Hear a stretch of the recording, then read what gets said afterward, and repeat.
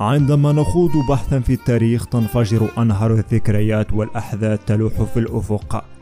عبر مشاهد ولحظات، أحداث ومجريات ظلت ملتصقة بالذاكرة. ناقش لاعبو المنتخب المغربي الذين شاركوا في نهائيات كأس العالم سنة 98 900 و1000 التي أقيمت بفرنسا أسماءهم من ذهب في تاريخ الكرة المغربية، بعدما كانوا قاب قوسين من تكرار إنجاز مونديال 86 900 و1000 والتأهل للدور الثاني لولا المؤامرة البرازيلية والنرويجية ضد الأسود. وكانت قرعة مونديال فرنسا 98 أوقعت المنتخب المغربي بقيادة الفرنسي الراحل هنري ميشيل في المجموعة الأولى إلى جانب البرازيل واسكتلندا والنرويج، حيث تعادل في مباراته الأولى مع النرويج بهدفين لمثلهما سجلهما المتألق مصطفى حاجي وعبد الجليل هدا.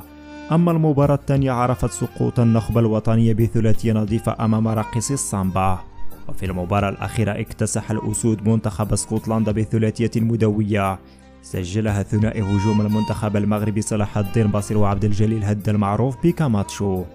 الكل كان يعتقد أن الأسود سيتأهلون إلى الدور الثاني، إلا أن منتخب البرازيل كان له رأي آخر بعدما كان متقدما على النرويج قبل نهاية المباراة ب10 دقائق. نجح المنتخب النرويجي في تسجيل هدف التعادل في الدقيقة 83 قبل أن يضيف الهدف الثاني في الدقيقة 89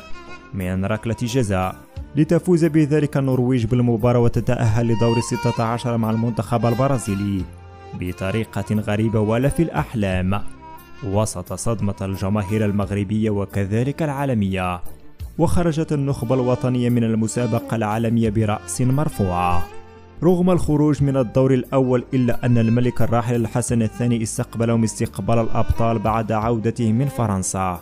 بعدما قدموا عروضا رائعة للغاية بقيادة القائد نور الدين نيبت لاعب ديبورتيفو لا كورونيا الإسباني وزميله مصطفى حاجي وكذلك صلاح الدين بصير، إضافة إلى طه الخلج وعبد الكريم الحضريبي لاعبي بنفيكا البرتغالي وعبد الإله صابر لاعب سبورتينغ لشبونة، إضافة إلى عدد من لاعبي البطولة الوطنية.